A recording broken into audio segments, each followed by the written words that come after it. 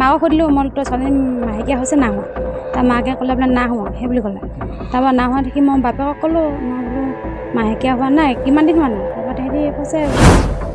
ৰাজ্যত সংঘটিত হৈছে পুনৰ মাধৱ সমাজক লজ্জিত কৰা এক জঘন্য ঘটনা। এইবাৰ ভিনীয়েকৰ কামনাৰ বলি হৈ গৰ্ভৱতী হ'ল ৫ম শ্ৰেণীৰ ছাত্ৰী। দীৰ্ঘদিন ধৰি ভিনীয়েকে ধৰ্ষণ কৰি আহিছিল ছাত্ৰীগৰাকীক। ঘিলামৰ মৰণিৰ অমৃতচাবৰীত সংঘটিত হৈছে এই লজ্জিত ঘটনাটো। এইবাৰ ভিনীয়েক বিজয় কামনাৰ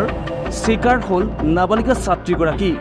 ইয়াৰ উপৰিও ঘন খনিকৰ নামৰ এজন ৬০ বছৰীয়া বৃদ্ধয়ো কিশোৰীগৰাকীক দীৰ্ঘদিন ধৰি চলাই আহিছিল যৌন নিৰ্যাতন বুলিও ৰাইজে অভিযোগ উত্থাপন কৰিছে। প্ৰথমতে কি তাই বমি কৰি আছিলে তাৰ বমি কৰা দেখি মই আকৌ ভাবিলোঁ কি তাই বোলো মাকক সুধিলোঁ মই তই ছোৱালী মাহেকীয়া হৈছে না হোৱা তাৰ মাকে ক'লে বোলে না হোৱা সেই বুলি ক'লে তাৰপৰা না হোৱা দেখি মই বাপেকক ক'লোঁ মই বোলো মাহেকীয়া হোৱা নাই কিমান দিন হোৱা নাই তাৰপৰা তেহেঁতি কৈছে এমাহ ১.৫ মাহমান হ'ল এনেকৈ কৈছে মোক। তাৰপৰা মই ক'লোঁ বাপেকক মই বোলো টেষ্ট এটা কৰিছাও নি ভিনদেউ সেই বুলি ক'লোঁ তাৰ ভিনদেউ ক'লে কৰিছাচোন তহঁতি সেই বুলি ক'লে। তাৰপৰা মই তেহেঁতৰ মামীয়েক এজনী আছিলে তাৰ মামীয়েকক মই দিলোঁ দোকানলৈ পঠিয়ালোঁ তাৰপৰা দোকানৰ পৰা চেম্বাৰৰ পৰা আনিলেগৈ এটা তাৰপৰা আনি মেলি কৰিলোঁ এনেকুৱা দামতে কৰিছোঁ আৰু তাৰপৰা দুটা গ'ল ওলাই তাৰপৰা মোৰ তেওঁ সন্দেহ হৈছে বোলো নহ'বও চাগে সেই বুলি ভাবি পিনে তাৰপৰা আকৌ মই ক'লোঁ আকৌ এটা বোলো কৰিব লাগিব ৰাতিপুৱা ভিনদেউ সেই আনিবিচোন আনি সেই বুলি ক'লোঁ তাৰপৰা ভিনদেউ ক'লে আনিবিগৈ তহঁতি আমুকটো নিদিব চাগে মইতো ক'বও নাজানো সেই বুলি ক'লে। তাৰপৰা সি গৈ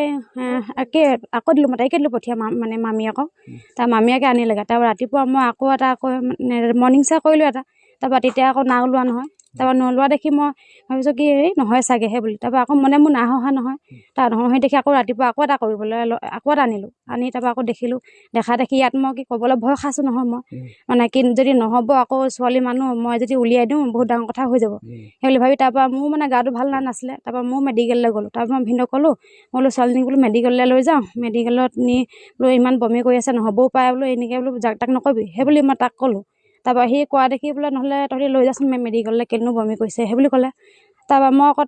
তাইক মই বাইক ক'লোঁ বোলো বৈ নহ'লে গোটেইকেইটা যাওঁগৈ বুলি কৈ তাৰপৰা আৰু এজনী আছিলে মানে বৌ সেই বৌ মই তাইক এনেকৈ লৈ গৈছোঁ আৰু তাৰপৰা ডক্টৰৰ ওচৰত নি মানে কৈছোঁ বোলে এনেকুৱা বমি কৰি থাকে তাৰপৰা ডক্টৰে কৈছে বোলে এনেকুৱা কথা বোলে ৩ মাহ হৈছে বোলে সেই বুলি ক'লে। সেইটোৱে এতিয়া কোন বুলি গম পাইছে তাই এতিয়া কোৱা মতে প্ৰথমতে ঘন বুলিয়ে কৈ থাকিলে তাৰপিছত মই আকৌ এদিন সুধিলোঁ বোলো তই এনেকেনে মানুহ এটাক বোলো ফচাই দিব নোৱাৰ নহয় তই সঁচা কথা ক কোন তাৰপৰা তাই নহয় অকল ঘন বুলিয়ে কৈ থাকিলে তাৰপৰা এই বৌকো ক'লে ঘন বুলিয়ে ক'লে। তাৰপিছত মই আকৌ সুধিলোঁ তই এনেই তই নকবি তই এনেই ডাঙৰ মানুহজনক বোলে এনেকৈ বদনাম দিলে বহুত ডাঙৰ কথা ন চেপেটি তই ভালকৈ কচোন আৰু কোন সেই বুলি ক'লোঁ তাৰপৰা তেতিয়া কৈছে কপি পিনে কৈছে বোলে আমাৰ বোলে ভিনদেউ বোলে তাৰপৰা মই এতিয়া খং উঠিলে তোৰ বোলো তোৰ ভিনদেউ হয় তই বৰটোক তই কেলৈ হেৰি কৈছ মানে কি